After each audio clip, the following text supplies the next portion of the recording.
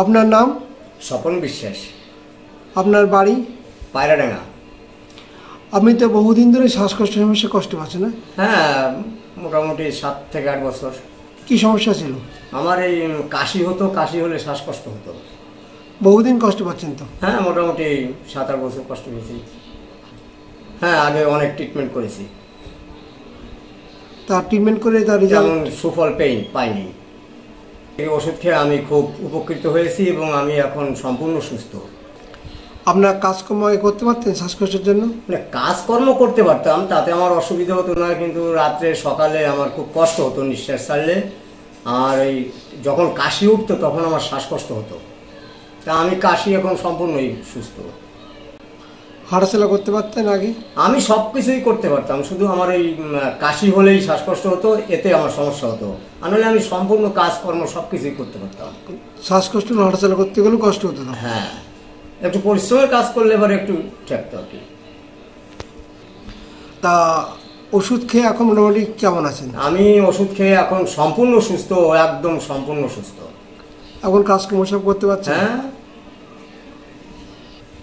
এই যে আপনি ভালো হয়ে গেছেন, আপনি সবার সামনে কি কথা বলতে চান? সবাইকে আমার কাছে যদি কেউ জিজ্ঞাসা করে, আমি তাদের বলি যে ডাক্তার তরুণ মণ্ডলের কাছে যাও, চাঁদপাড়া। আমি সেখান থেকে ওষুধ খেয়ে খুব ভালো আছি এবং সম্পূর্ণ সুস্থ হয়েছি। তদ্রূপ আমার ভাইকে নিয়ে আসছি, আমার স্ত্রীকে নিয়ে আসছি এবং আমার পারিপার্শ্বিক, আমি সবাইকেই বলি যে উনি ডাক্তার তরুণবাবু খুব ভালো ওষুধ দেয়, ওনার ওষুধ খেলে অবশ্যই ভালো হবে।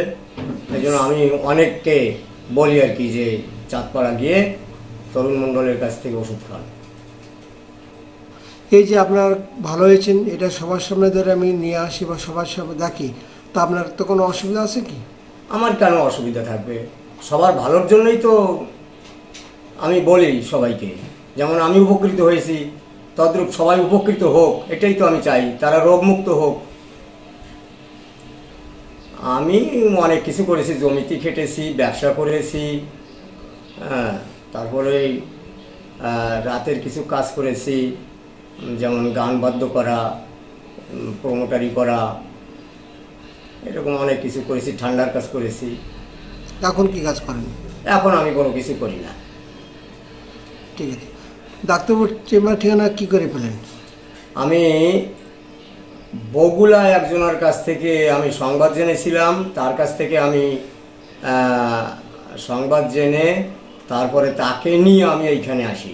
প্রথম তাকে নিয়ে আসি, তারপরে আমি ওষুধ নিয়ে যাই 1 মাস, তারপরে আমি একাই আসা শুরু করছি। উনি কি ওষুধ খেতেন নাকি? হ্যাঁ, উনিও খেয়েছেন, ভালো আছে? হ্যাঁ, তিনি ভালো আছে, তিনিও আমাকে বলছে যে খুব ভালো ওষুধ। ডক্টর তরুণবাবুর চিকিৎসায় বা ওনার ওষুধ খেয়ে আমি সম্পূর্ণ সুস্থ।